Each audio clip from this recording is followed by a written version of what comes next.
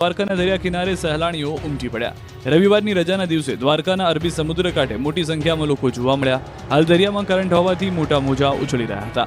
આ દરમિયાન કેટલાક લોકો જોખમી રીતે સ્નાન કરતા નજરે પડ્યા। આ તરફ દ્વારકામાં પણ મેઘ સવારી આવી। ખંભાળિયાના ગ્રામ્ય વિસ્તારોમાં વરસાદ વરસ્યો।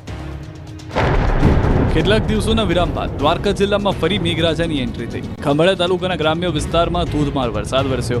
ભારે વરસાદને કારણે કેટલાક વિસ્તારોની નદીઓ વહેતી થઈ। ખંભાળિયા તાલુકાના પાથર, ઠાકર, શેરડી સહિતના ગ્રામ્ય વિસ્તારોમાં ભારે વરસાદને કારણે સ્થાનિક નદીઓમાં પૂર આવ્યું। વિરામ બાદ મેઘરાજાએ ફરી એન્ટ્રી કરતા ખેડૂતોમાં ખુશીનો માહોલ જોવા મળ્યો। લાંબા વિરામ બાદ વરસાદ થતા મગફળી, કપાસ સહિતના પાકને ફાયદો થશે। ખંભાળિયા તાલુકાના ભાળતર ગામે ધોધમાર વરસાદને કારણે ખેતરોમાં પાણી વહેતા થયા। મહત્વનું છે કે દ્વારકા જિલ્લામાં થોડા દિવસ વરસાદે વિરામ લીધો હતો, ત્યારે ખેડૂતોએ ખેતી કામ કરી લીધું હતું અને હવે ફરી વરસાદ વરસતા ખેડૂતોએ મેઘરાજાને આવકાર્યા। દેવભૂમિ દ્વારકાના ખંભાળિયા તાલુકાના ઠાકર શેરડી ગામે આવેલ ચેકડેમ બીજી વખત સંપૂર્ણ ભરાયો।